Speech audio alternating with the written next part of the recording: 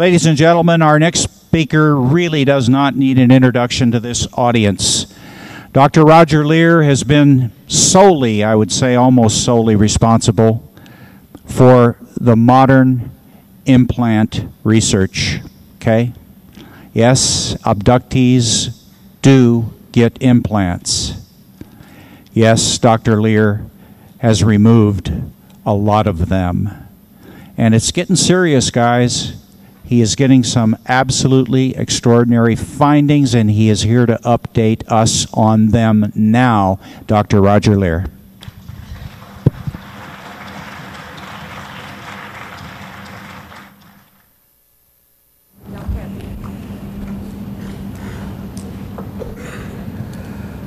They gave me a stool. Well, it's a pleasure to be back here again to discuss this very fascinating subject with you. Has everybody had lunch? Oh, okay, well, those of you that haven't, I feel for you because I haven't either. But anyway, we have a lot of material to cover in just a very short time. I'd like to make one special announcement. There is a trip that's going to occur. These brochures are in various places at the registration table and at my table in the vendor room.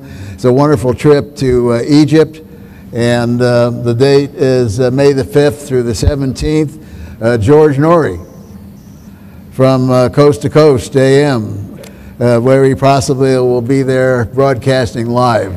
So if you can make it and you want more information, there's only 25 people that are going to be allowed to go. So please find out more about it. I'd like to thank Bob Brown and the UFO Congress for giving me the opportunity to do this presentation today. I'm going to present some new material that you have not heard about before, and this is based on the 15th surgery that we've done for removal of alien implants. We'll simply call this case file SC0010908, and if I can work this machine, we'll go on. Now, the patient has been using a pseudonym. His name is John Smith. He's 47 years old, and he is married with 3 children. He resides in Southern California, and his occupation just happens to be a physical scientist. So very strange things involved in this case. He has a positive alien abduction history, and as you know, ANS research has a very strict set of protocols and criteria that we use before any surgery is performed. And John fulfilled all the criteria and protocols and became the 15th case. The area of concern here is the second toe of the left foot. We had x-rays taken, and they showed a metallic foreign body measuring about 4 millimeters in length and about the thickness of a pencil lead. And as you know, in the other cases, we've seen about the same thing. So we have a number of these, at least 8 or 9, which all look the same and have the same essential qualities. What's unusual, another thing that's unusual about this case is when we did the scientific study of what we have here, we find it's sort of an embodiment of all the other 14 cases. If you've been following my research as it's been going, if you go way, way back to the first and second cases, and we had laboratory data coming from Los Alamos National Laboratories and from New Mexico Tech. If you remember, they didn't know what these samples were. This was a blind study, and they came back with a conclusion that these are a meteorite-like samples. And as you know, people don't step on meteorites or whack them with their hand, otherwise they'd have a very big hole, and probably not much material would be embedded in it. Once the x-rays are taken, then we know that there's an object there. We use a CAT scan, and the CAT scan will give us the approximation of where the object lies, and we're able to then do the surgery more specifically. I told you it was about 3 to 5 millimeters. It's radio dense. That means that it appears in an x-ray about the thickness of a pencil lead. Second toe again. Estimated date of insertion was February the 28th of 2008. And how do we know that? Well, the individual remembers waking up in the morning, and he saw a couple of drops of blood on the bed sheets, and he looked down at the toe, and there was a couple of small puncture wounds which healed within a very short time. As with the other cases, again, there was no scar and no portal of entry available. Also, if you recall, before we take anything out, we like to find out as much information as possible as to what's going on. And as we're able to do that and get better and better equipment, we're able to get much more knowledge. And as you recall, one of the cases we did was emanating a radio frequency, which was verified by a friend of mine in Las Vegas, let's put it that way, who sent me a classified FCC sheet, and we found out that that frequency was broadcasting on a deep space radio frequency. Now, if that don't knock your socks off, I don't know what does. We have emissions coming from this last case too. We use a Gauss meter to detect the electromagnetic activity, and we found that we had a magnetic field of greater than 10 milligauss. Ionizing radiation, we were only able to detect the normal background radiation using a Geiger counter. And the radio emissions, again, we're at 14.749650 megahertz. I don't know yet. I haven't had enough time to find out exactly where on the band or where that is going, but we're finding out. We had emissions of RF and ELF and in the microwave bands.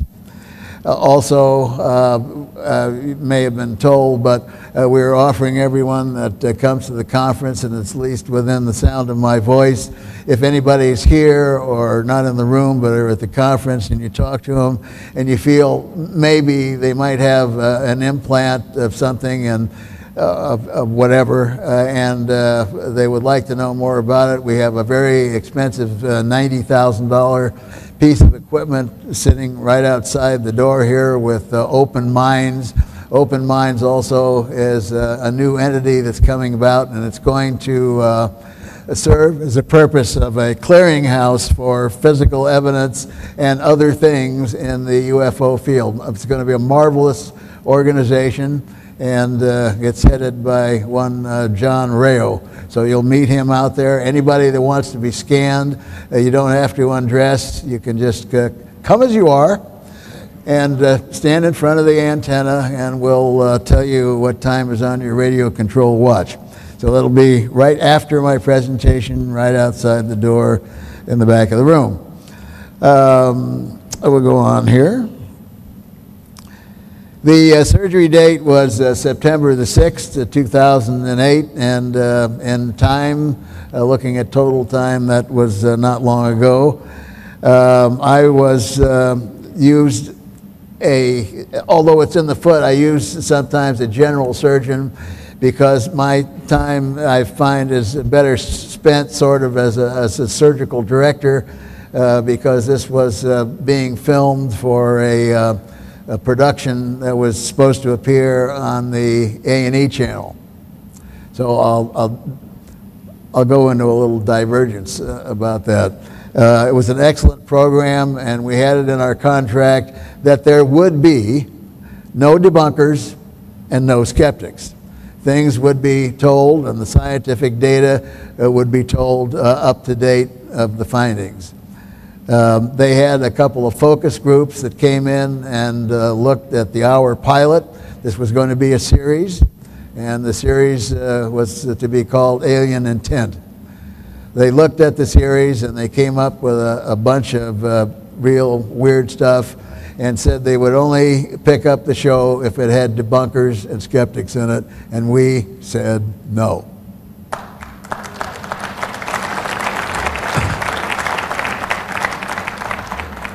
I will never, ever intentionally again, and I try and do the best that I can to prevent this from happening. I've done numerous television shows. One is still playing. A lot of the shows that you see on television, and even those done by respectable groups, will bring in things. They will. There's a very clever thing going on. The people who are doing the show will debunk themselves. So you may have seen some stuff that's recently on TV which have two outcomes: no conclusion, or it's not real. So be very leery of what you see on TV, but I'm trying to place myself in a category where if a program appears on TV, unless it's purely entertainment and they want me to entertain, the knowledge that you're getting will have no debunkers and no skeptics. So on this case, I serve as an assistant surgeon. The anesthesia is a local. We use two mixed anesthesias and just to put the area to sleep. We have stills and video that record the surgery going on, of which I'm going to show you some actual surgery footage. So I hope you've digested your lunch. We use assistive X-ray devices, as I've talked about before. You're going to see that in some of the slides. It's called a C-arm, and it has a sender and a receiver, and then what you're seeing appears on two television screens. You're actually able to see an instrument being inserted, and you're able to find the object a lot quicker. We have multiple witnesses who are viewing this either on TV or live, and then they sign forms stating that they were there.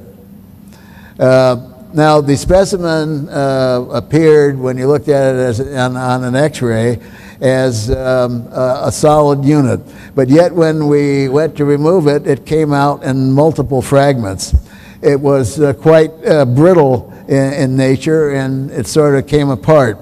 And the fragments, as in the other cases, were surrounded by this very strange type of biological coating, which we've been finding with some of the other objects.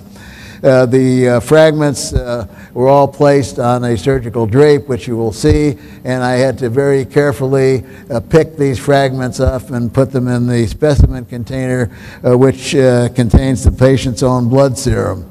One of the photos here is the device that we use for the detection of radio waves. And we did that, as well as using the Gauss meter.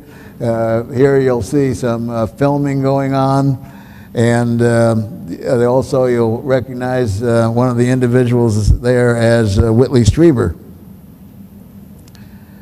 A couple of pictures. I'm pointing to the object on the television screens that is part of the C-arm apparatus. This may be a little hard to see, but there is an object right here, and that's the object that we removed.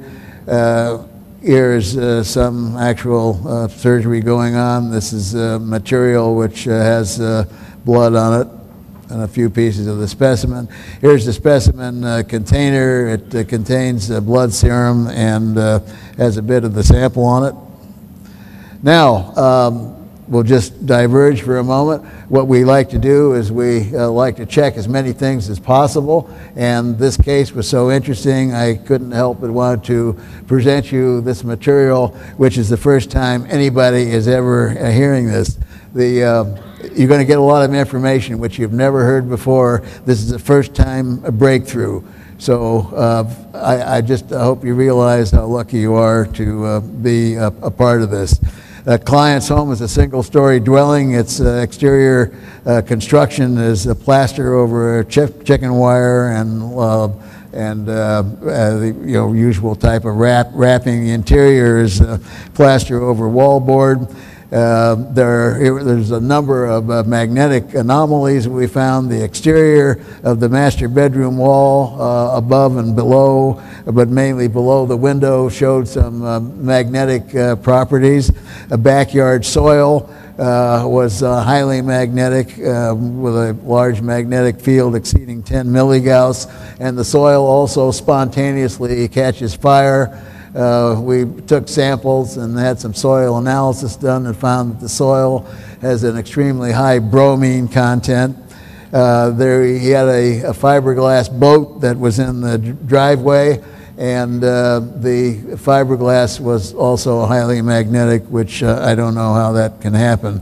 There was anomalies also of a Cadillac automobile that the individual drives. The interior of the house had numerous magnetic anomalies. All the utensils in the kitchen drawers, including things that absolutely should not be magnetic, such as those wooden salad serving forks and spoons and other utensils that were either plastic or made of wood. They are not supposed to be magnetic. The kitchen cupboard hinges were highly magnetic, and some of them contained only one pole of the magnet. Unipoles are not supposed to exist, but evidently they do. The non-metallic kitchen counters also were magnetic. The interior master bedroom wall, again around the windows and confluent areas, which we found on the outside, was also magnetic. I hope you can see this. This is a drawing of the house, and it indicates areas of a large amount of magnetism. There was a avocado tree that was growing in the backyard, and we set the Gauss meter on a limb of the avocado tree, and it pegged the Gauss meter at 10 milligauss. Now, if you've ever seen excuse me, an avocado tree that was magnetic, please get in touch with me at once. I would hate to eat the fruit off of that tree and have it stick to the metallic buttons on my shirt or something like that. Have a taco. They wouldn't want to make guacamole out of that, I think. All right, now in addition to this, we were able to dim the lights in the bedroom, and using 3 different frequencies of ultraviolet light, we found, again, this is the first time, so enjoy it. It's for real. Here's a picture of it. I hope you can see it. We found 2 small childlike handprints on the wall which were phosphorescing, and they only have 4 fingers. I don't have any friends that have 4 fingers that I know of. Here's another one. Look carefully. We've got this now. We took out the piece of the wall, and we're going to try and get DNA off of this. There's a new device that's been invented, and it's a tape, and you can put the tape over something that you're trying to get DNA and you peel the tape off, and you can send this tape into a laboratory and you can get the DNA. So we're very interested in seeing what the outcome, but just the photograph alone, which occurs in a house where abductions have been going on, and then you find 2 4-fingered small handprints on the wall, I think is a pretty interesting finding. 48 hours, here's another weirdo. 48 hours after the surgical specimen was placed in a sealed container, I went to check on it. All the little pieces that we had taken out, I told you the object broke into a number of fragments. All the little pieces became a darker color. And they not only became a darker color, but when you lifted up the specimen container, they began to rearrange themselves in the order of which we saw in the X-ray. Now, I called the cameraman, and we had him come down and immediately take video of that. Never seen anything like that before. we're working on possible explanations why this happened. Okay, now this is going to be video, I think.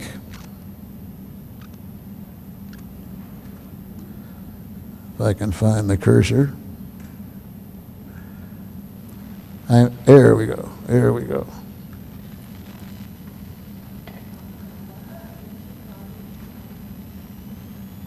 This should work. There we go. Okay, get ready. I'm going to shut up. I'm going to shut up. Watch the surgery. If you feel bad, you'll find a bag in the seat in front of you, in the pocket. Pull it out. You'll know what to do. Yep. Okay. So, what I plan to do is just make it small. Little neck. Are you all right here, guy? Yeah. Okay. And see if we can actually be lucky.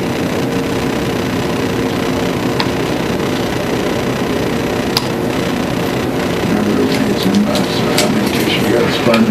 Dan?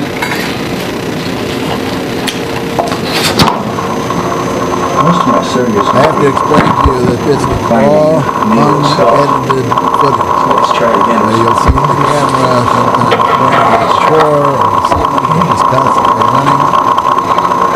We're handheld in some of these shots because we wanted to get as close as we could. Did it hurt you at all, John? You all right?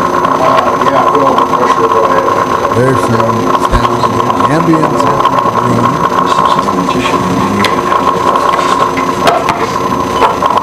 That's the screen, 2 screens that we look at.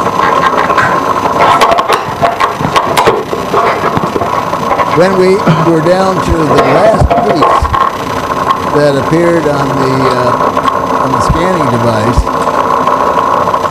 we were just about ready to go and remove that piece, shut the equipment down because we weren't really looking for it. We turned it back on. That piece was no longer visible. Pinch it for a minute, it'll slow down bleeding. Where did it go? What happened? Coming out real quick, so it's not. We don't have a I'm trying to do it for different positions. Move his shoulder like this. It was not there. Excellent. We did not remove it. See, my fingers locked. Not his toe.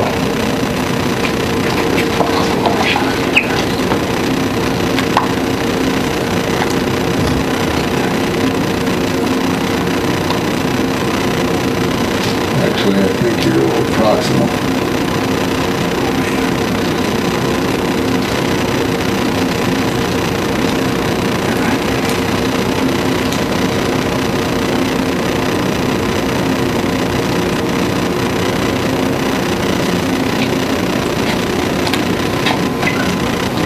Everybody doing okay? Anybody need a shot of Compigan or anything?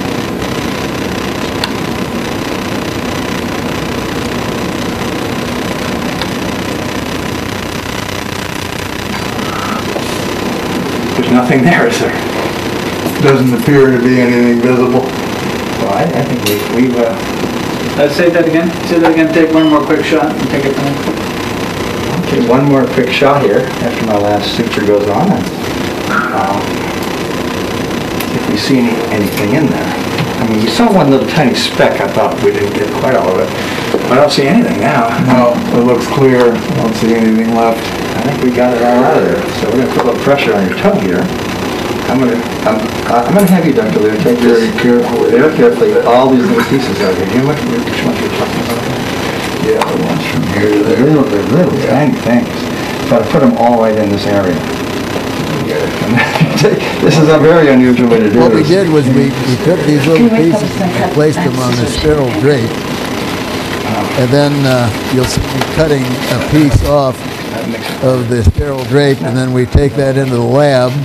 And from there, I very gently pick these little pieces out and put them in this vial of blood serum. Doctor, hold that up to the camera and kind of tell us what's contained in there.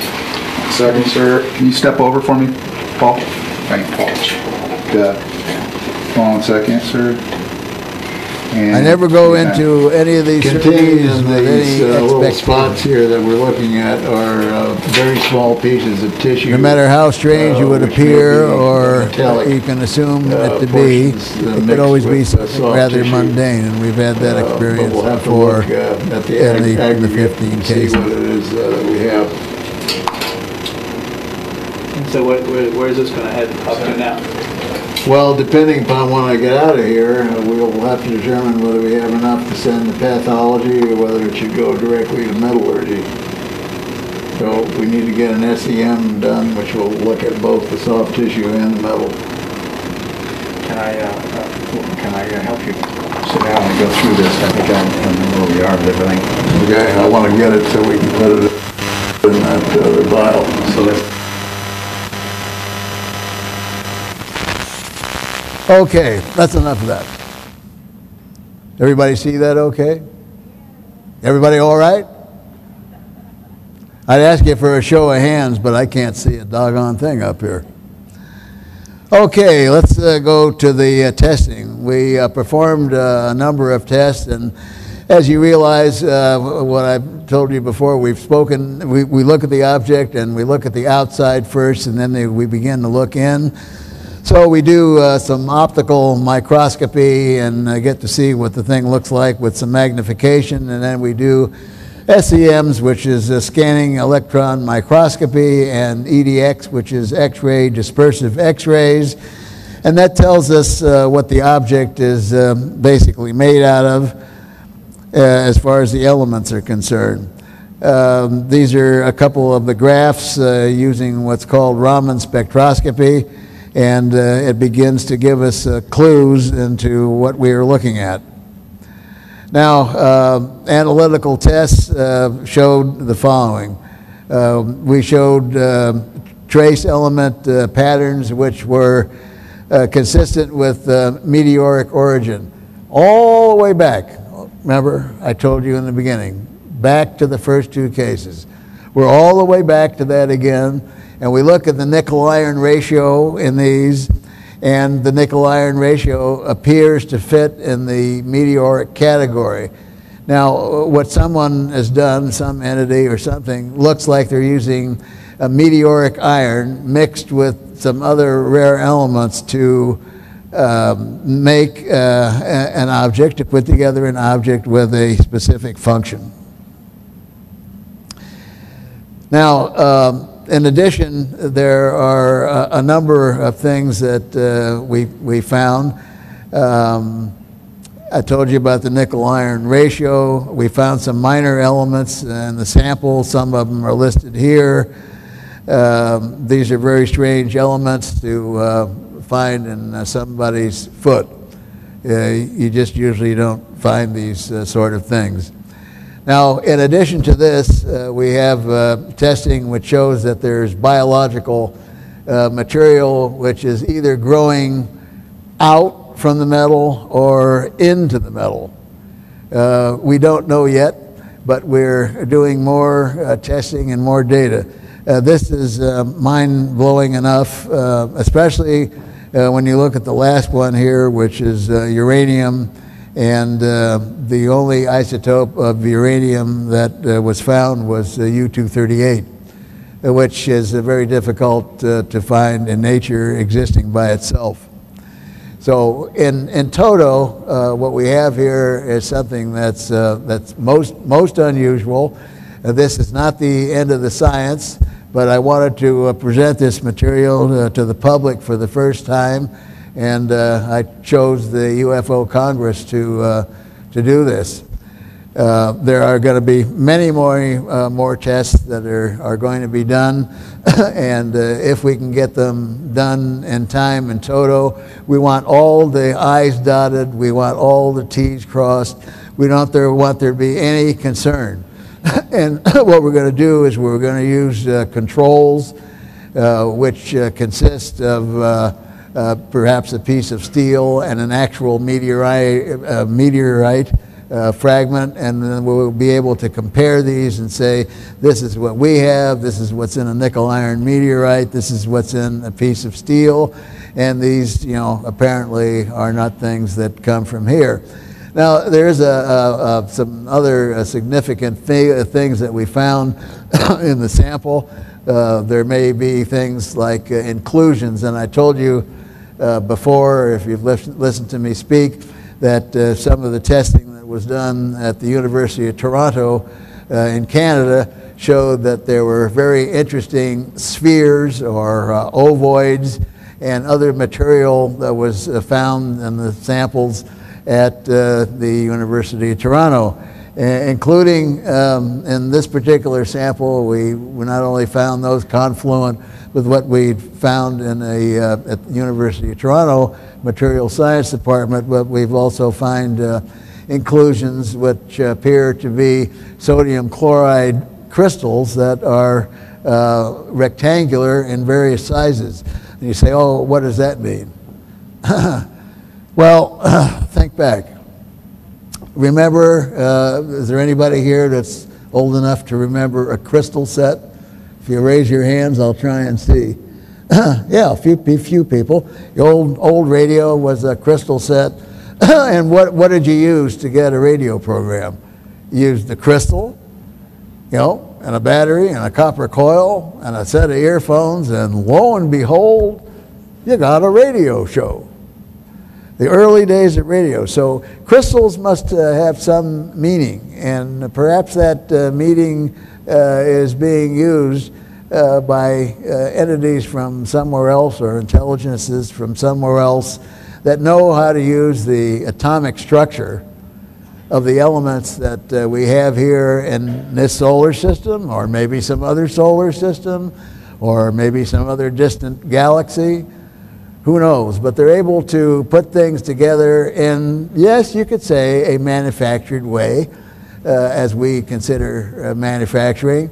So they can put things together that can use these basic materials for a very specific purpose. And that it appears as what's going on here is a very, very complex, excuse me, very complex form of nanotechnology. And as you know, our nanotechnological development is occurring as we speak. Now, I want to make just one other statement. They say I have 9 minutes left. There's a wonderful clock up here now. It's all a modernization. You see we have colored lights and all this modern equipment. It's just wonderful. I've lectured at these Congress proceedings now for a number of years, and the improvements that have been made are just marvelous. So at the end, I'm going to ask for your hand for the Congress and Bob Brown. Anyway, I get asked often about disclosure. Now, there's going to be a conference in Washington, D.C. that Steve Bassett's putting on called the X Conference. And in talking to Steve, he expects that disclosure may even occur before the conference. I hope he's correct, but in my personal opinion, after traveling around the world in 42 countries in 7 years, I can give you my opinion, and that is disclosure is happening as we speak. All you have to do is pick up the tidbits that occasionally appear on radio, on television, coast to coast. You will get some knowledge of things happening here and happening elsewhere. You go on the internet, use it as a tool. You may be getting some truth somewhere. Other stories are not the truth. But disclosure, I think, is happening. We've had a number of governments that are releasing information, Denmark, Canada, Brazil, France, the UK. Why is this all going on? There's some predictions about Obama's meeting with the Prime Minister of Canada, supposedly discussing other factors having to do with the economy. Some feel that with Hillary Clinton, who we believe is in the know, and Leon Podesta there, that the U.S. government may actually disclose some information. And then, also consider what is disclosure and what are you going to do, who's going to make it. Suppose the U.S. government does tell you that we have non-terrestrial visitors, and we've had for a number of years, and they're flying around, and invading our airspace, and they can't protect you from whatever it is they do. That's quite an admission. I don't really think we're going to hear that. They may tell you about some cases, maybe. But let's say, who are you going to believe and how it is going to affect your life? Let's say the President of the United States makes an announcement that we have extraterrestrial visitors. You're still going to get up in the morning, and what are you going to do? You're going to make breakfast, and for those that go to a job, you're going to go to work. And as an example, if one came down during rush hour, a big craft from 3-4 light years away in our neighborhood, as my good colleague Stan Friedman talks about, and lands on the freeway system, how is that going to affect your life? Most probably, you're going to get on your cell phone, and you're going to call some agency like Caltrans, and you say, can you get this thing moved off the freeway? Because I got to get home, I got to feed my cat, my wife expects me for dinner, I got to stop at Albertsons and pick up something. But yeah, it's nice. We have visitors now from somewhere else, but please don't let them interfere, because I got to get up in the morning, I got to go to work. So how much difference is it really going to make in our lives? And I don't think that the other side of the coin, where you watch movies and they're going to come and eat us, or they're like walking zombies and they come out and do all kinds of nasty things and come back from the dead and they bleed green and all over your carpet. I don't think, if they wanted to eat us, they would have eaten us years ago. Food for thought. Anyway, if you want to help with disclosure, tell a friend, tell an enemy, tell somebody. They won't think you're crazy anymore. Believe me, kids talk about this stuff. Do something. Be active. Be proactive in the subject of getting the information out. Go to my table. I have some books. I have some DVDs. Go to Stan's table, one of the other speakers. Buy some of their things. If you've already read it or you've already seen the video, take it. Give something away as a birthday, Christmas, New Year's. Give it to your wife for anniversary or something. Give something to somebody. Spread the word. That's the easiest way to do. Pick out a good DVD and say, here, look, here's a present for you. Take it home. Yeah, I only spent $10, but that's okay. It's a worthwhile present. Go ahead, take it home and enjoy it. If you have any questions, I'll be happy to talk to you. And by all means, if you have children or grandchildren, listen to what they have to say. Because I think that the human race is being genetically manipulated, and I hope in the right direction. And if you listen to what kids or your grandchildren have to say, really listen, it seems like they're in tune with a knowledge that they don't have to read out of a book. They've got it. They've got it already. And so the future of the earth is in the hands of our children. It's in the hands of our grandchildren. And so listen to what they have to say, and then make comparisons about, your neighbor's young daughter. My young granddaughter is 9 years old, and every time we go out in the car, and she knows what I do, but I don't think she's very impressed. But she's always in the car. She's always looking out the window, looking at the sky. And she sees, something like an airplane from a peculiar standpoint, and it doesn't have flashing lights on it, and she'll say, is that a UFO? And I'll say, no, that's probably Southwest coming in for a landing at LAX. And she's really disappointed because she wants to see a UFO. So listen to what kids have to say in depth. Be amazed. I've never had a parent or a grandparent ever tell me anything that I was wrong. Because if you listen to what kids have to say, you're going to be impressed. You're going to say, oh, where did they get that from? You've been watching a lot of TV. But it isn't on TV. And believe me, there are cultures still on this planet that don't have TVs. There are still people without food, without shelter in this day and age, which is impossible to believe. But there are people starving right here in our own country.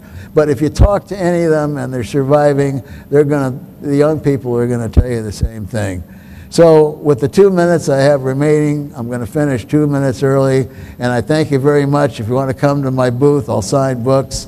If I can answer any questions, if you want to be scanned, just go out the back door and see John Rayo and the crew there. As I said, you don't have to undress, no embarrassment, and we can even tell you if you got a cell phone on. So thank you very much.